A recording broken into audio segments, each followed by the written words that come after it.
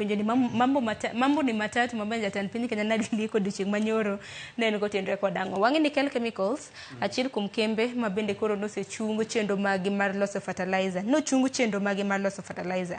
Penjo ni chunga noromo koso nego bed ni ikawo okang' mager ne jogo mabed nosebedo ka loso manyiwa kata mana mbolea mabandia.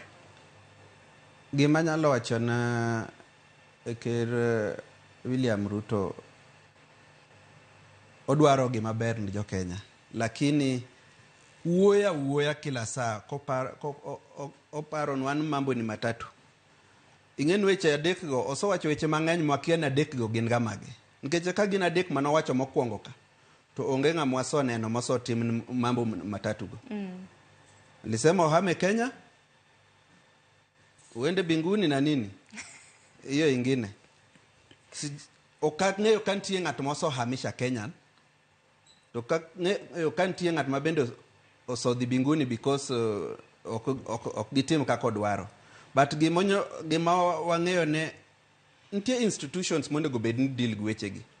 Ma ker kiko obed ne ng'ama sama oyudo microphone to koro jopiny nyalo ng'iyo kata mana gi weche mowacho. Jopiny koro ng'iyo gi weche mowacho go. No mambo ni matatu.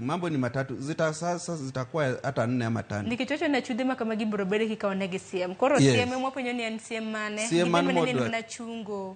Nikecho ka bedne gima gidwaro ne itimo tiwacho kampuni ni emo yudo no fertilizer ne recho. Titumo investigation. Penjo nito be fertilizer ni consignment ma iwacho no yudi market marecho ni no kanye. Ineno. Nikeche nitie chudhe nyalo bedo kata mana kampuni no won ok ema notimo gigo.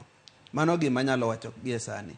Ok wanyalo wacho koyudo nikeche mara mingi wasoyudo kata mana fake seeds mabendi scratch kacha ondike Kenya seed maber ti scratch nyaka kod cha tiyudo ken fake.